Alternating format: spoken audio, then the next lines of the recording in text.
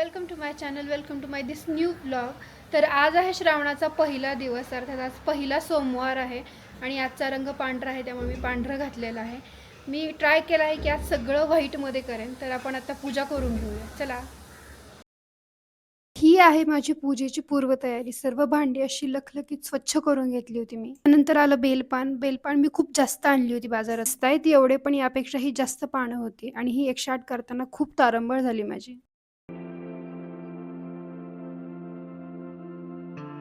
वाजले सकाळचे 8 आणि माझी पूजेची पूर्वतयारी बऱ्यापैकी झाली आहे. तुम्ही कितीही तयारी केली तरी हे सगळं होतच गोंधळ. तर आपण आता पूजेला सुरुवात करूया.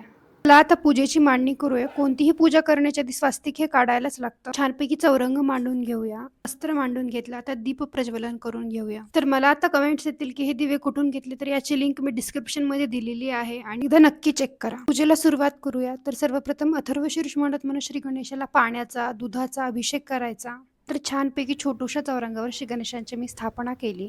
त्यानंतर मी अभिषेक करणार आहे रुद्रयंत्रावरती. तर खूप जण रुद्रयंत्र आणि श्रीयंत्रामध्ये कन्फ्यूज होतात. त्याचा मी एक वेगळा व्हिडिओ बनवणार आहे. तर तोपर्यंत मी पाण्याने आणि दुधाने रुद्रयंत्रावरती अभिषेक करून घेतलेला. छानपैकी रुद्रयंत्राची मी स्थापना केलेली आहे. घरात ना एकतर पितळ किंवा पारदाचीच महादेवांची मूर्ती असावी आणि त्याची पूजा केलेली खूप लाभदायी असते. तर मी आता दुधाने आणि पाण्याने महादेवांचा अभिषेक करून घेतलेला आहे. आता पूजेला सुरुवात करूया. माझ्याकडे अशा 2 गळते आहेत. एक मी महादेवांवरती ठेवते आणि एक रुद्रयंत्रावरती, कारण आपण ॲट अ टाइम दोन्हीकडे अभिषेक नाही करू शकत. त्यामुळे ही दुसरी गळती मला खूप मदत करते अभिषेकासाठी. तर फायनली आपलं रुद्राभिषेकाला सुरुवात झालेली आहे. तर अभिषेकाची सुरुवात ही नेहमी स्वामी स्तवनाने आणि गणपती अथर्वशीर्षानेच करायला हवी. त्यानंतर शिवमहिम्न स्तोत्र, रुद्राभिषेक, नमक चमक अध्याय वाचण्याचे खूप फायदे आहेत.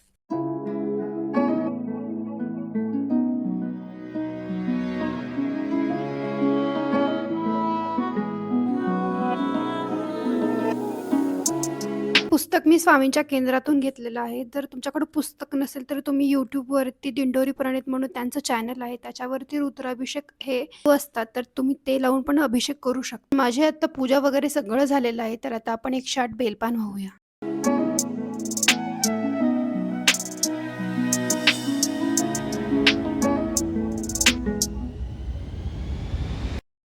तर बेलपानाच्या बाबतीत ना, तर बेलपान हे नेहमी असं अखंड असावं. फाटलेलं, तुटलेलं हे बेलपान असं घेऊ नये. आणि बेलपानाचा देठाचा जो शेवटचा भाग असतो ना गाठीचा, तो नेहमी काढून घ्यायचा. तो महादेवांना वाहू नये असं म्हणतात. आणि बिल्वपान वाहताना ना नेहमी पानाचा जो भाग आहे तो आपल्याकडे असावा आणि जो देठाचा भाग आहे तो महादेवांकडे असावा. शास्त्रीय पद्धत आहे बेलपान वाहण्याची.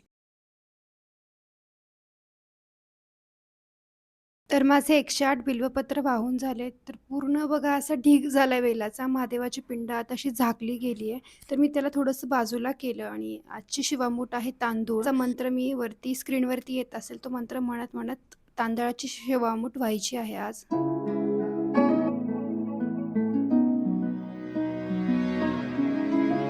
मी ना रांगोळी आधी नव्हती काढली, कारण तुम्ही पाहतच असाल पूजा करताना असं पुढे झुकून करावं लागतं, त्यामुळे ती खराब होते. त्यामुळे मी ती आत्ता काढ. तर मस्तपैकी मलाई बर्फीचा नैवेद्य दाखवला. थोड्या वेळाने स्वयंपाक झाला की तो दाखवेन. माझी पूजा कशी झाली, तुम्हाला आवडली का, तर ते मला कमेंटमध्ये नक्की सांगा. मी तुमच्या कमेंटची खूप वाट बघत असते.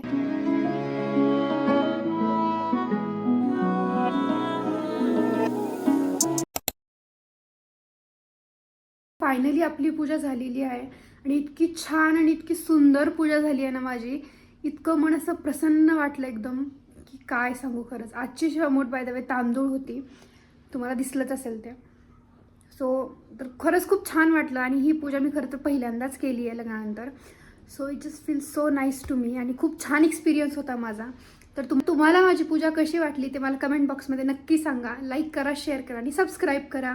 भेटूया अशाच एका न्यू एस्थेटिक आणि खूप स्पिरिच्युअल आणि खूप पॉझिटिव्ह ब्लॉगमध्ये.